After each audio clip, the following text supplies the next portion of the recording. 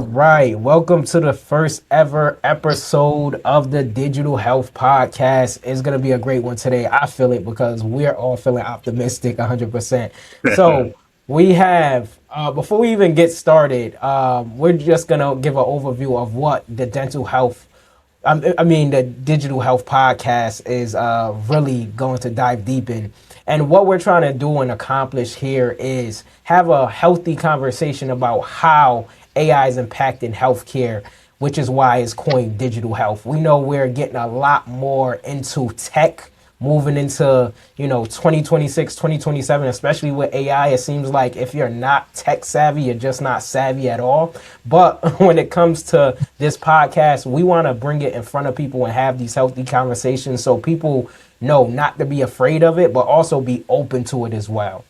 So that's the purpose of this type of conversation. I'm Anthony Virgo. I spent the last 7 years at a health tech company based in Brooklyn, New York. So my entire background has coming from almost being in the healthcare for about a decade, seeing what works in the community and what works in the healthcare system. And then prior to that, I spent a lot of time doing sales. So my sales experience come from a car dealership, which is weird. And then I got into healthcare. I always tell people I left the car dealership because I didn't want to keep screwing people over. I actually wanted to help people, which is why I came into healthcare a little bit. That's a little bit of my bio. I'm gonna kick it over to Kazar, and then I'm gonna pass it over to you, Steve, to do your intro as well. And for guys who are joining, Steve is our first guest, and we are happy to have him here. Okay, so my name is Shahid, and I've been working in the AI domain for quite a while, like building the AI systems, optimizing the workflows. Before this, I was working in the restaurant industry in the United States, in UK, in Canada, in Australia. Uh, but then we expanded into the healthcare industry, building the voice AI product for the dental practices, and then expanding into the whole healthcare sector, providing the AI services, AI automation services to the whole of the healthcare practices across the world, particularly targeting the USA, UK, Canada, Australia. Then we just had I just had the conversation with Anthony Virgo, like you're doing this, I'm doing this. Let's move forward together. So yeah, we are here. Now 1000%. I think I'm gonna pass it to Steve. that's No, that's exactly awesome. how it happened. I appreciate you guys kind of sharing the journey, kind of where you're at, and I'm excited to be your first guest, and excited for your podcast to consume your content. So, yeah, my name's Steve Craig. I'm the vice president of sales with an organization called Solmetex, kind of running the central division. I've been in sales for over 30 years. Mostly all that in healthcare. I started out in office equipment, but then transitioned into healthcare, which was where I wanted to be. I just found out when I graduated college, they don't hire you right out of college to go into healthcare sales. So I really learned how to cut my teeth, and what I really learned in that 5 year journey selling office equipment, which I expected to be there for 6 months, was really how to hire, develop, and train people. So I then transited into ophthalmology, did everything there from a pharma rep to an OR rep to managed care to eventually leadership, and that's where we started building out the group space where the ophthalmologists didn't want to go into the hospital setting; they wanted to control their destiny and build surgical centers where they could do their surgeries.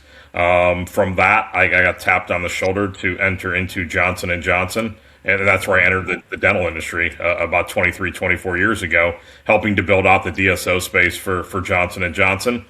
Then got tapped on the shoulder to kind of move into leadership, leading teams, and leading leaders of teams.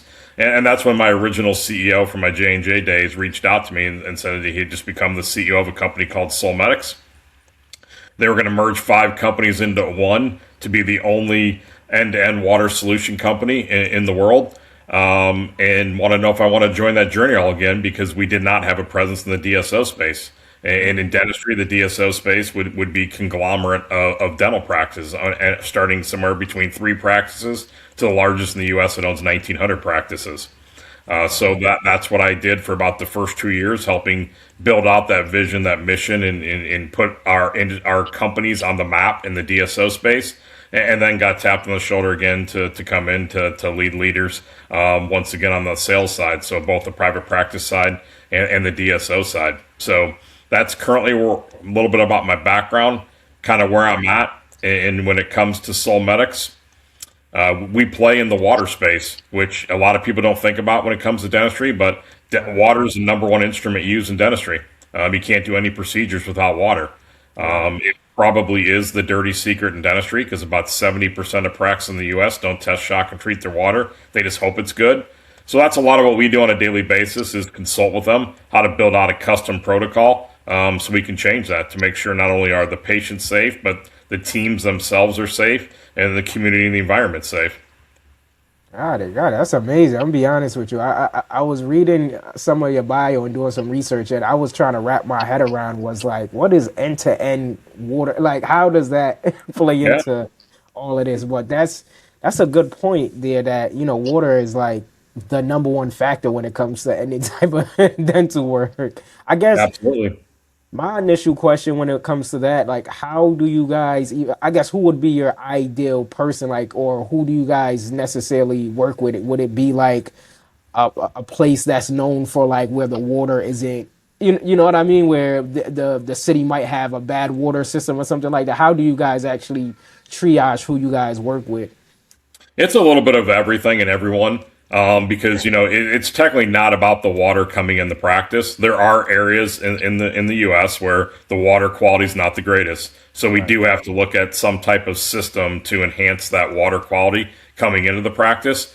But most dental practices have pretty good water coming in. Where we really focus is the water inside the practice. What happens when it enters the practice?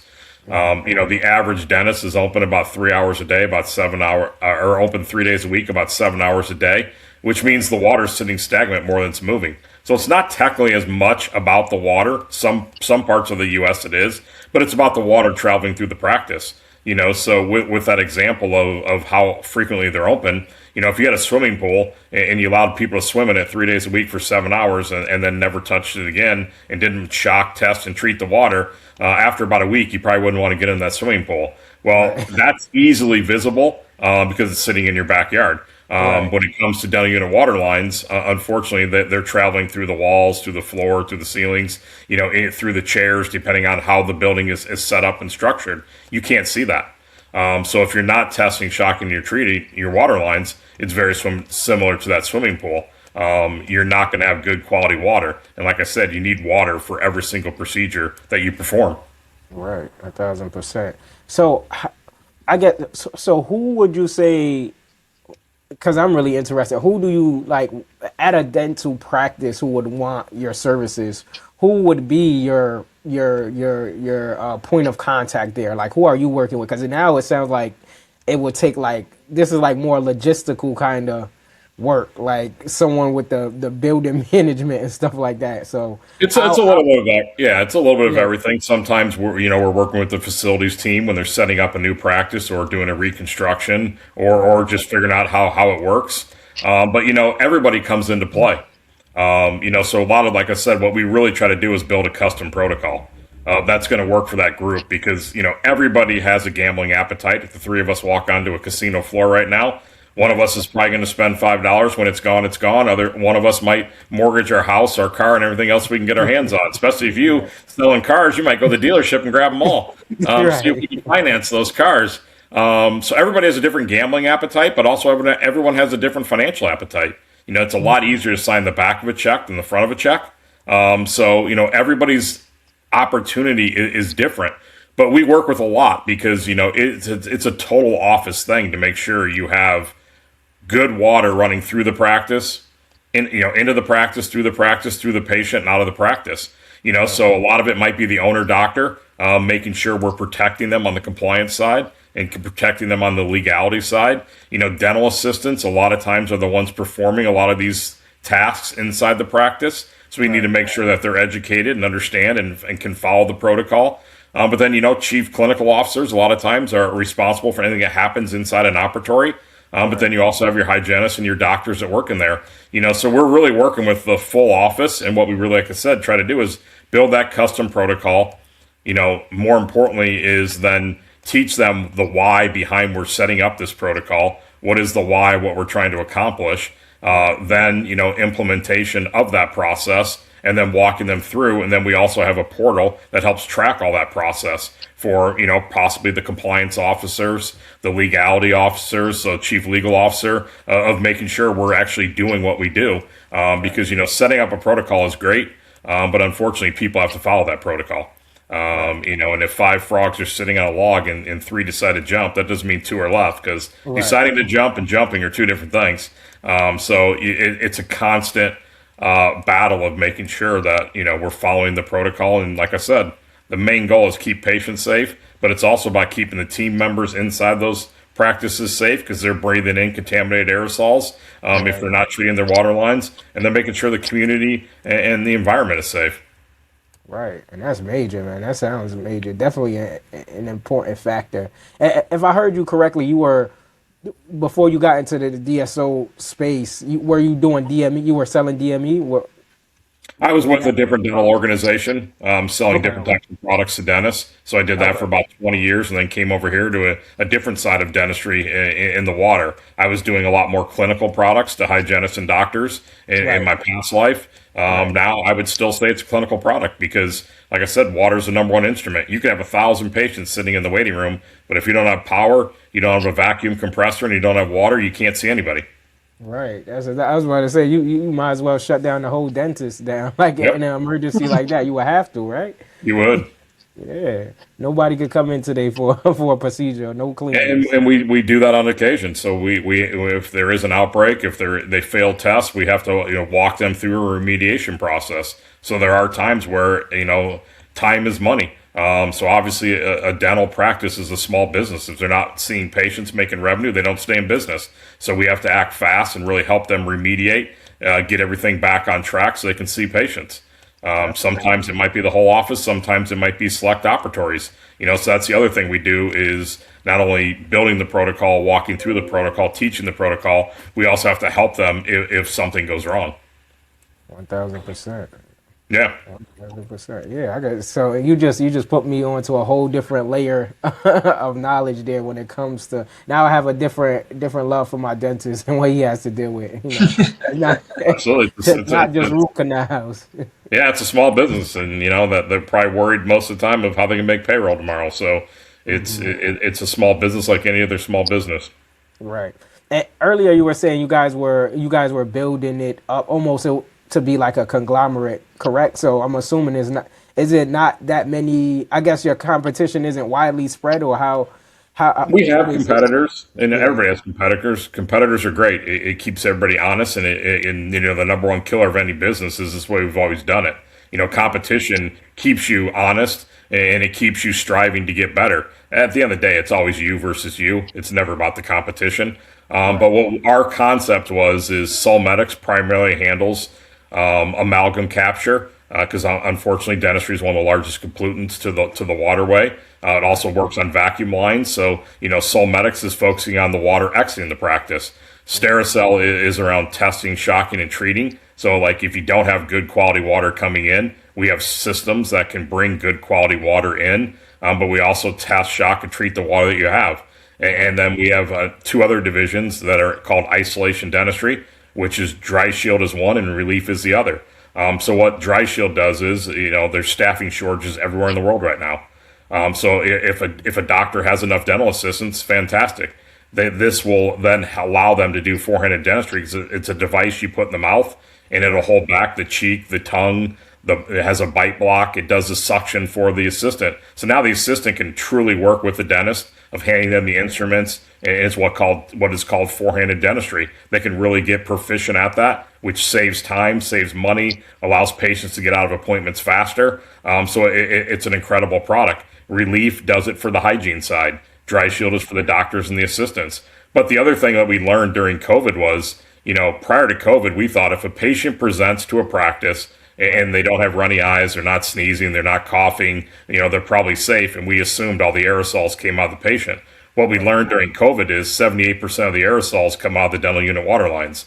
So if you're not test, shocking, and treating those water lines, your teams are breathing that in, and it doesn't stay in the operatories. It gets in the ventilation system, goes all over the whole practice. So it now explains to us that our device captures 96% of aerosols. So it now explains why dentistry has always had a high rate of eye infection, ear infection, upper respiratory infection, nasal infection. I was just talking to a different podcast yesterday, and it was with a dental assistant. And he said, well, this probably explains why every day I work, my eyes and my nose bother me, but when I'm not at work, they don't.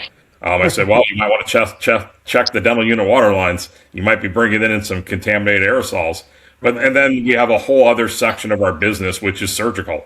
And where the relay is for the surgical side of things is, when they're doing true surgery, they're using saline instead of water. But for most of your procedures in a practice, like socket preservation, pulpotomies, which are just baby root canals, they're using the water out of the chairs.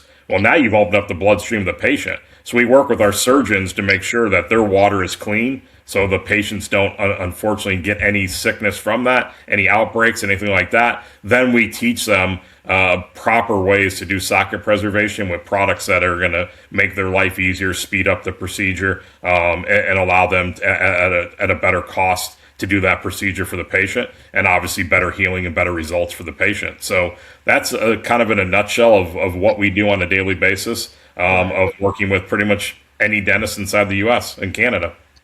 Wow. And is it more so you guys are working with like smaller practices and doing your own outreach, or are you guys more so doing contracts? How does that work? It's a little bit of everything. So, like we have an inside team, because a lot of our products are used quarterly, semi-annually, or annually. So they're following up to make sure they're following the protocols. They have the products to be able to follow that protocol. So they're doing a lot of the outreach and follow up on that, answering questions and things like that.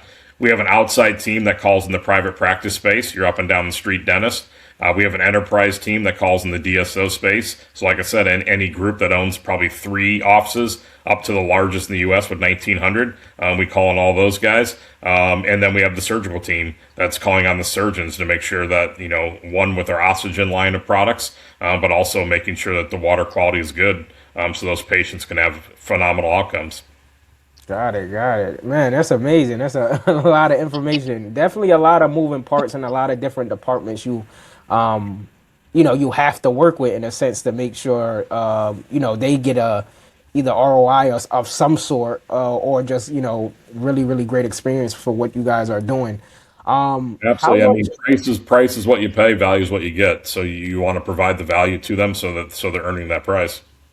I, I was gonna say, how much does being that you guys are working with so many different people in different departments, where we see when a business is working with so many different people or so different departments or so many moving parts, we as A Plus Active Services or AI transformation partners, that's where we kind of figure out where the bottlenecks are happening in someone's kind of day to day. So based on your experience, how has AI might have impacted the dental industry? I know what Kazar is doing and what myself is doing. We specialize more so in the voice AI space. So Yeah. we're able to set up 24-hour AI receptionists to either, book the calls, do intake, a lot of that stuff. But a lot of, what you were talking about might not even touch that scope. Have you interacted with some type of AI tools in the work that you're doing, or how have you seen AI might have impact your industry in some way, shape, or form? Absolutely. I mean, AI By the is way, probably first of AI all, is probably. What'd you say? yeah. First of all, there is a question, Steve. Are you up for the AI or are you against the AI? First of all, Oh no, I mean, I think AI is here to stay. AI is a great tool. I'm not really the believer that AI is going to, take over the world, or that, we're going to have Terminator running around. And I don't think AI is going to take people's jobs. Now, jobs are going to shift and structure and look differently. But I think it's people that know how to use AI are going to be the people that end up at top. And AI is rampant in dentistry currently right now. On the practitioner side, they use AI for everything from their RCM tools to their scheduling tools to answering the phones. A lot of those repeated tasks that you're going to do all the time. It's tough to have somebody do that on a remedial basis. So AI can jump in and take over a lot of that. The other area that is clinical diagnostic tools. So AI is coming in big into dentistry. I think who's going to be the next billionaire in dentistry is the one that can figure out how to get all these AI tools to talk to each other. That's kind of the gap right now. The average dental practice, especially in the DSO space, will probably have 15 different AI tools, and none of them talk to each other. But prior to that, none of them talked to each other anyway. It was just different types of software that didn't talk to each other. So nothing's really changed. But I think people are truly embracing that. You're seeing it more on the DSO side than you are in the private practice side. But AI is moving in and taking over, and it's a great thing. Like I said, it's not about replacing other people. When you really break down a dental practice, it's a people business. The best practices I see realize the patients aren't their number one customer, their team's the number one customer. If they can take care of the team's going to be happy. It's going to follow the mission, the vision, the culture, and they're going to take care of the patients, which is going to take care of the community they serve. So I think we've all been to a healthcare appointment, whether it's a doctor, chiropractor, dentist, no matter what it is. Patients vote with their feet. They decide to go based on the experience. The average patient doesn't know if that was a good clinical experience or a bad clinical experience, but they do know how you made them feel. And I think we've all witnessed where you talked about, answering the phones and a lot of what you guys do. We've all walked into a dental practice or a doctor practice, and in the front of the house, someone's standing there with a phone up against their ear. They're probably checking in a patient. They're checking out a patient. One of the clinicians is asking them a question at the same time, and we usually get, sit down, we'll be with you in a minute. Well, that's not a great patient experience. If you can embrace AI, they're answering the phone. They're checking the patients in and out. They're verifying benefits and doing all that. Now you have somebody that can give more of a concierge experience, stand up, look you eye to eye, ask, welcome you into the practice, find out what your needs, concerns are.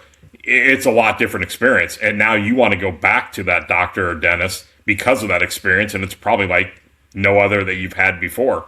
So I think, that's one aspect of AI, but, we're also seeing it on our side of the business, on the vendor side.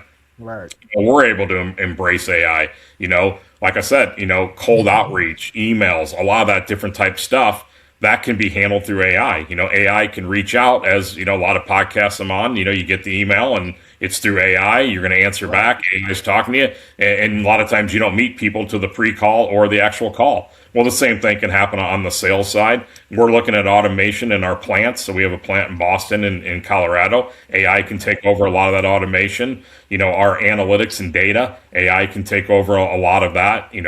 Build, when you're in sales, building comp plans, building goals, AI can take over a lot of that as well. So, I think AI is entering dentistry like no other. Most conferences I go to, it's one of the first topics that comes up.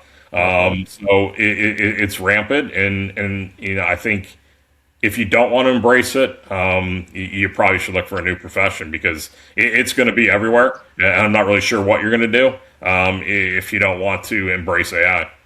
Definitely. Actually, but actually, what we have observed is there is very much polarization in the whole healthcare industry, and specifically, dental industry also has the polarization regarding the like one you can say one set of dentists believe that AI is for us, but one set of dentists believe that dentistry is the people's business. There is no place in the AI.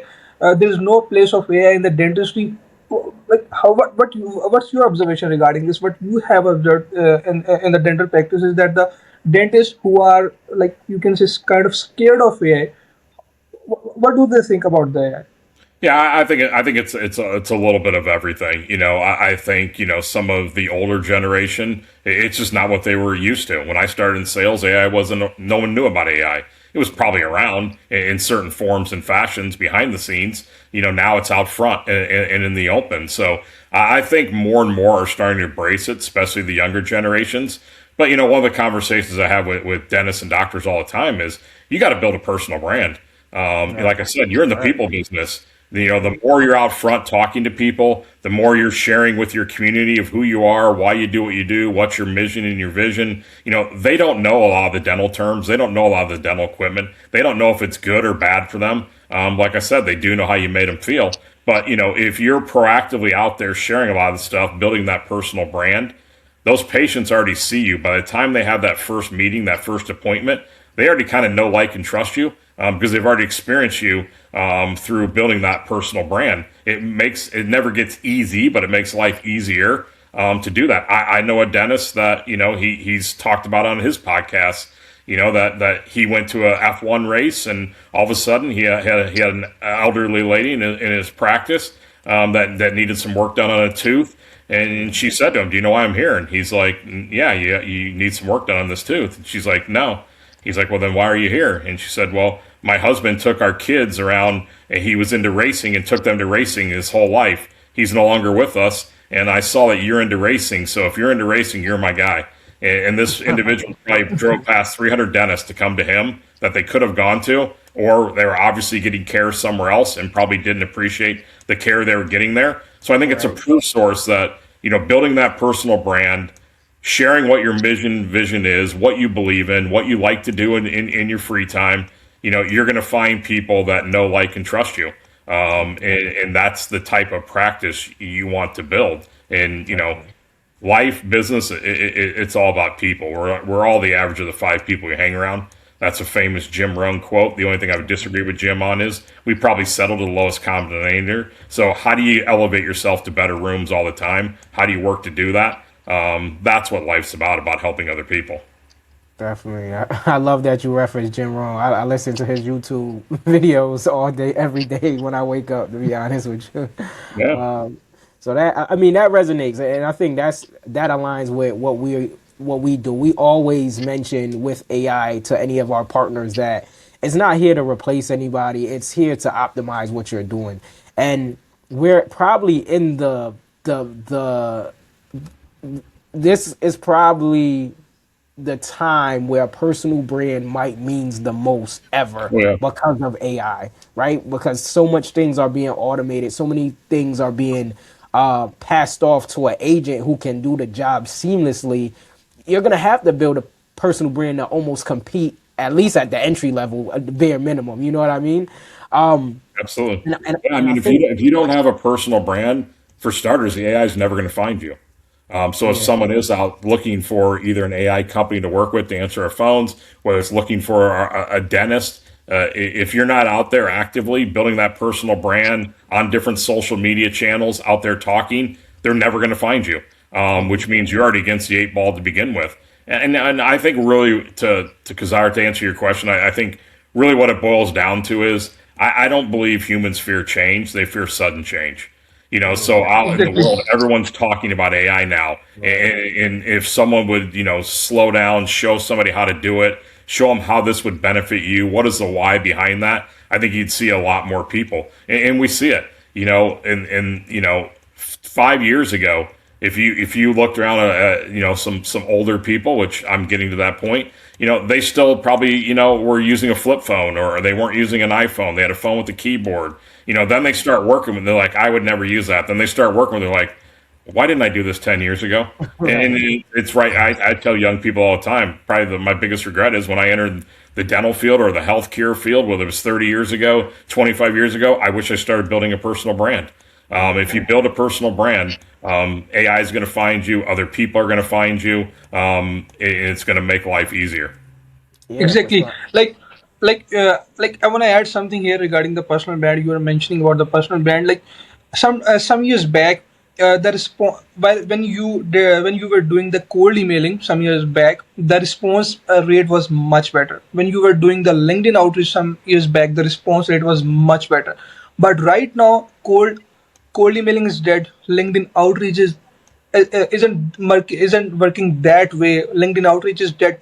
So what's the next thing? Next, I believe, and actually, I read Alex Hermosi. I listen Alex Hermosi a lot. So he's the guy who believes on content. He's the guy who believes on building trust. So he said that cold emailing is dead. LinkedIn outreach might be dead, cold calling might be dead. But one thing that's gonna pay you is building trust with the individuals working in your industry.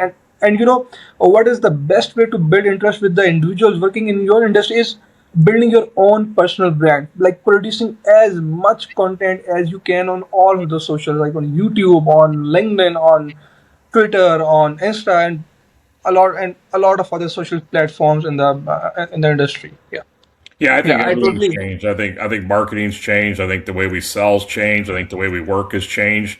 I do believe building a personal brand drives a lot of it, but you still got to hit them at different areas. You got to go to conferences to get knee to knee, eye to eye with people and meet people. There still is people that will answer the phone. There still are people that will answer on LinkedIn. There still are people that will answer on email. There's still people that will open up something on the mailbox and read it. So I think the more you kind of hit them from every angle, but you got to figure out what works best in your industry and what do your customers accept best. I mean, any business needs to sit down and think about how do I make myself easier to work with and how do I make myself easier to buy from. And you need to figure out, take off your shoes, put on your customer's shoes, and figure out how would they want to be interacted with, how would they want to be talked to, how would they want to be communicated with, what's going to resonate and drive them. And I think when you get into sales, it is all about no one likes to be sold, but they love to buy. But they love to buy for Exactly, good reasons. So you got to figure out what is exactly. their pain point. How can your solutions fit into that pain point? I am a believer that you should drink the Kool-Aid. You should love what you're doing. You should love what you're offering. If you don't, go find something else. But as long as you love what you're doing and love what you're offering, then it is a little bit of figuring out what are the main pain points that they have. But a lot of it's having that conversation. You got to be more interested than interesting. The last thing people want, and that's the reason why you talked a little about LinkedIn emails. It's because most people are reaching out to you, pretending like they want to make a connection, and then 2 seconds later they're trying to sell you something. Well, they don't even know if you need that or not, or if that's even an issue or a problem I have. But if you start off by having conversations, things are going to go a lot better. Building that personal brand, having that content out there, that allows people to find you and come to you. But like I said, more importantly, it allows the AI to come find you. And that's going to help drive things a lot faster than you're organically going out there and doing it. AI is just going to multiply that and make the uptick faster. Yeah, for sure. I think all of us, right? All three of us, if we're talking about like just our expertise and like our background, we know that even coming from a sales perspective, like people are gonna naturally do business with people they like, trust, and respect. Like Yep. that's, or they're even if they know someone for cheaper, they're gonna go for someone that they like better for more money in a sense. In many cases, back in my dealership days, there were so many Toyota dealerships they could have went to, but Yep. they just didn't have Anthony there. You know what I mean? To Yeah. to help them hook up their Bluetooth or let them know what's going on. So I do think like we're in this age where when it comes to AI and this and just technology in general, just as much emphasis companies are putting on AI or investing in AI tools, and there's a lot of noise around it, it should be the same level with building a personal brand. I've even been saying it where even companies that I work with where they might have like a big CEO, and I'm like, the CEO might need to get in front of a camera sometime, touch the people, talk to the people, because people want to know that you can't hide behind logos anymore. You gotta, Yep. stand on your own businesses, if that makes sense. Yeah, I always tell my teams all the time, the more people your customers know in our organization, the better off we are. And it's the same thing for them. The more people they know in our organization, the better off it is. They want, like you said, they want to buy from people they know, like, and trust. They want to know what makes this organization tick. What are you all about? And that's where, a lot of websites, a lot of media content is built to probably impress your competition. It should be there to impress your customers, to solve the problems and solutions they have. We all know what the problems and solutions most of our customers have, but some will be unique, some will be different. Never assume anything. A lot of times, in the old sales days, it was look around the office, compliment on things.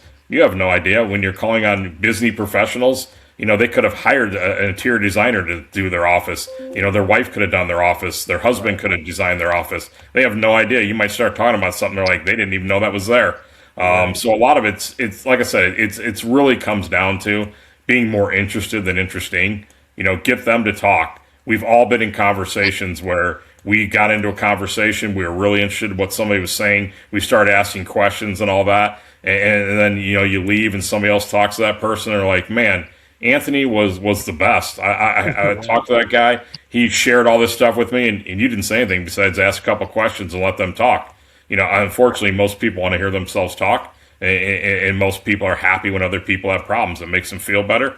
So, why share your problems with people? Just have interesting conversations. I think probably who said it best. I'm not sure if you guys are familiar with Cameron Harold, but he runs the COO network. So it's a network designed for COOs that supports CEOs. And like you said, none of us are getting out alive. We're all in this together. At the end of the day, we're walking each other home. So why not have a good time? And I think that the more you can think about that in life, the more you can educate yourself on the industry you play in and be able to have those conversations inside what you do and outside of what you do inside your industry, the more whole you are. Like you said, people could have gone to any Toyota dealer, but they chose to go see Anthony because of the way you made them feel, probably the way you were there if they had an issue with something. That's what it's all about, and it's trying to build that inside the sales teams is where I spend a lot of time trying to help motivate, inspire people. You got to put in the work, and anything your organization gives you to develop you is icing on the cake. You got to have the self-discipline to go out and develop yourself. And like I said, it's always you against you, and nobody's coming to save you. So take personal accountability, take that consistency, that ownership, and go out there and do it. And I tell young people all the time, build that personal brand early. It's going to help you far outweigh anything. And it's what I tell, even young dental students coming out. You can go for the job that pays the most money, or you can go with the job that has the best mentorship. I would take the mentorship any day over the money. You're going to make the money down the road. But if you don't learn how to run the business, how to communicate, how to build that brand, how to do those things, you're going to struggle. You might make a lot of money, but you're going to struggle. And the person that goes for the mentorship in about 2, 3, 4 years is going to surpass you, and you're never going to catch up to them. Definitely. I mean, yeah, that's 100%. I believe in that. I think that's the same mindset I have when it comes to, the people that we talk to. It's interesting because it's like Kazar mentioned earlier. We speak to people who are never really in the middle. It's always there on the opposite side. Like you and yourself, you're a forward thinker. You're already thinking about this. This is like it to me. It sounds like you saw this coming down around the corner a long time ago. You know what I mean? Where versus some people, AI comes around the corner and it's like an alien. This is the first time they've ever seen this thing or interacted with it. So I guess from your perspective, I guess what are people getting wrong with AI, or what would you say to those people who are on, the opposite side, who is just either turned off for it, not interacting with it, not even embracing it? What would you say to someone like that to kind of get them involved? So say, for example, someone came into your company or was a part of your team and you guys were implementing a new AI technology and they were just like hands off with it. I don't want nothing to do with it, or just closed-minded. What would you say to those type of people? Well, I would say first off, for me as a leader, I wanted to ask the questions why. What is it that makes you want to be that way? And a lot of times you got to slow down to speed up. Like I said, I think humans fear sudden change. So I think a lot of people fear I have to go all the way in right now. You can build up to it. You can learn pretty much anything. Everything's at your fingertips now. With AI, with YouTube, with things, you can learn a lot. I think people are just fearful of, like I said, this is the way we've always done it. I mean, there's way too many examples of Kodak, Blockbuster, Sears. They just didn't want to change. And unfortunately, they're not in business anymore. So you have to be forward thinking. You have to be on the cutting edge of what's coming next. And for, like I said, for people, they don't have to do it all today. You can slowly walk into this and figure out what works for you. How does this adapt you? How can you make these changes? But it doesn't all have to be done today. But I think the more they can embrace it, they'll start to see small wins. And I think that's where people want to see the big wins. People want the magic pill. They want everything tomorrow. Small hinges swing big doors. It's really truly about getting consistent on a daily basis at the boring basic things. If you can do that, you'll outperform 90% of the people on this earth. And a lot of it's just through consumption. People think I need to sit down for the next 6 months and learn this. Well, Right. the whole theory is if you can consume about 100 hours of any type of subject in a year, you'll know more than 90% of the US in that thing, which if you break that down, that's 18 minutes a day. So do you have 18 minutes a day to figure out how to embrace AI into your life? If you spend that time, do that. A year from now, you'll look back and you're like, wow, I wish I would have done that 5 years ago. But it doesn't change. 5 years from now, you'll look back and wish you would have done it 5 years ago. It never stops, and that's where, if you have that growth mindset, if you live under abundance versus scarcity, you realize we're all like trees. We're either growing or dying. So you're either advancing yourself, you're either learning, you're trying to get better, or unfortunately, you're dying.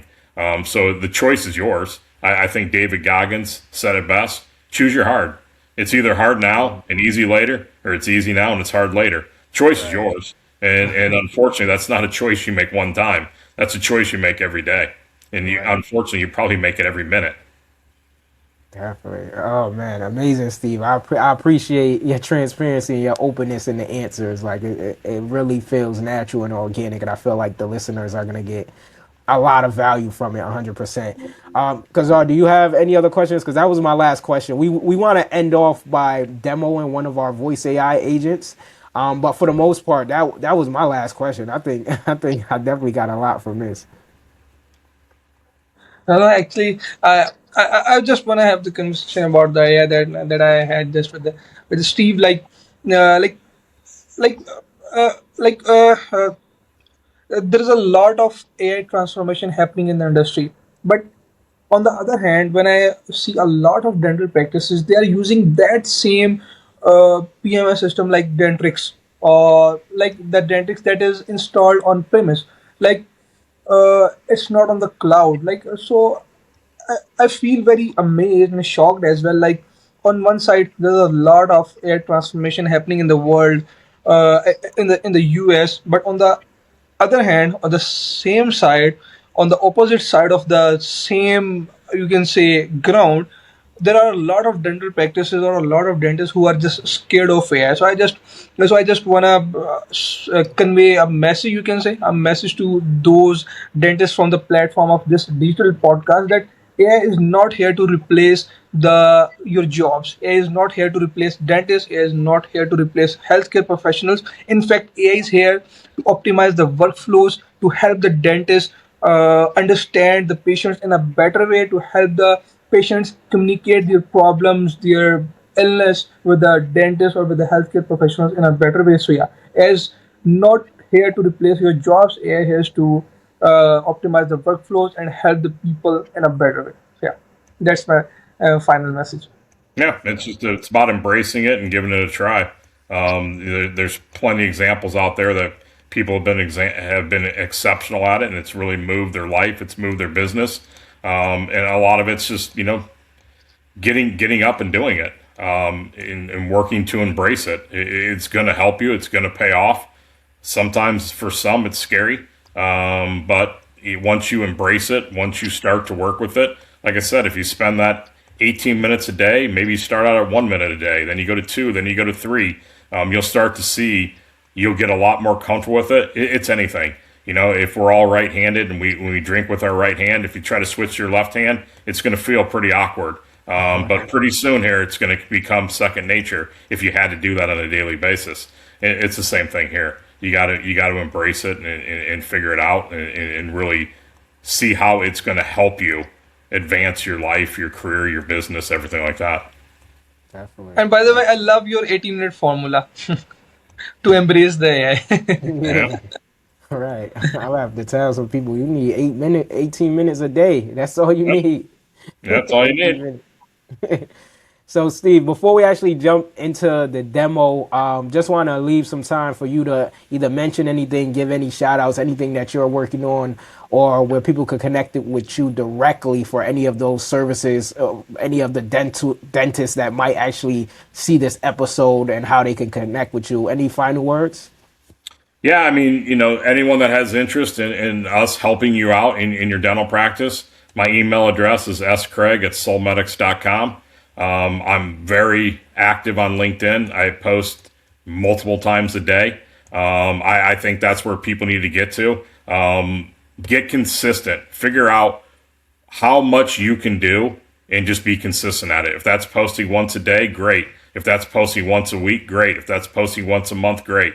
Just start doing it, and before you know it, you'll build that personal brand. You'll want more. You'll want to interact more. But I think the biggest determining factor of your success, the first one is who you decide to partner with personally, and the second one's who you decide to partner with professionally. Surround yourself with great people, and life will get better. Life will get easier. Always try to elevate yourself in better rooms. But yeah, I'm willing to help, whether it's young sellers, reach out to me, let me know you heard it on the podcast, or if it's people in the dental industry, definitely reach out. We can definitely help you build that custom protocol to really solve the issue of the end-to-end water solution. Definitely. And with that said, thank you for joining the episode of the Digital Health Podcast. We specialize in voice AI, like I mentioned, for any of the listeners. And think of a place who might have a bunch of appointments or can't handle things after hours, or their front end staff is just too overwhelmed. They might have a busy sales floor or just busy traffic. We're able to do two things: set up AI voice agents either on the phone, so that anytime they're getting inbound phone calls, an agent will be able to support in terms of triaging or doing any type of intake. Or if the practice is a little bit smaller, or the provider is a little bit smaller and they have a personal brand, we can actually put that on a website widget where people could actually interact with their website versus actually calling, and then they can still book the appointments that way. So I'm gonna just demo this, and you could just tell us what you think, any feedback, and we'll go Absolutely. from there. Hopefully it doesn't die on me though. Let's go. Steve, just gonna say thank you again for joining us. After this email, you're just gonna get after this session, you're gonna get a thank you email from us, and then also I'm gonna send you a link to the demo for you to just test and try. Awesome. For yourself, and any feedback you have, it will be much appreciated. But we would love, I want to say, we're at the beginning of Q2. I would love to revisit and have another conversation at the end of the year to see how things are going in all of our lives when it comes to AI, because I think this thing is moving so fast. A lot is happening. And it feels like, right, a month could be a year almost. So let's Absolutely. revisit and maybe have a conversation, at the beginning of, Q4 or right before the holidays, and see, where everyone heads is at, if it sounds okay with you. Sounds perfect. I'm open to a conversation anytime you guys think it makes sense. And, you can always just, redo the demo and put it at the end and cut all this, dead space out, and no one will be the wiser. But, Right. I think a lot of it's just, you want to let your customers know, just because maybe you're not interested in interacting with this type of AI platform doesn't mean your customers aren't. And you got to meet your customers where they're at. And a lot of customers, unfortunately, especially when it comes to healthcare, doctors are open probably from about 7 to 3. Well, that's Hmm. not the most ideal time for patients to reach out to a doctor. So a Right. lot of times it is going to be after hours. There's people that want to book an appointment at 2 a.m. Well, a service like this allows them to do that. If they Right. don't, they're going to the next person that does allow them to do that. So I know, because you asked the question of, what's holding people back. It's just, that's not how they would do it, but that doesn't mean it's not how your customers would do it. So Right. you got to be, you always want to stick to the same vision and mission you have, but you got to be flexible how you get there. So like I said, you got to make yourself easy to work with and easy to buy from. Definitely, definitely. So many gems in this conversation. I appreciate it for myself, not even just for the listeners, for myself. So I appreciate your time. We're going to go ahead and wrap up the podcast. This was an amazing conversation. And thank you guys for joining in.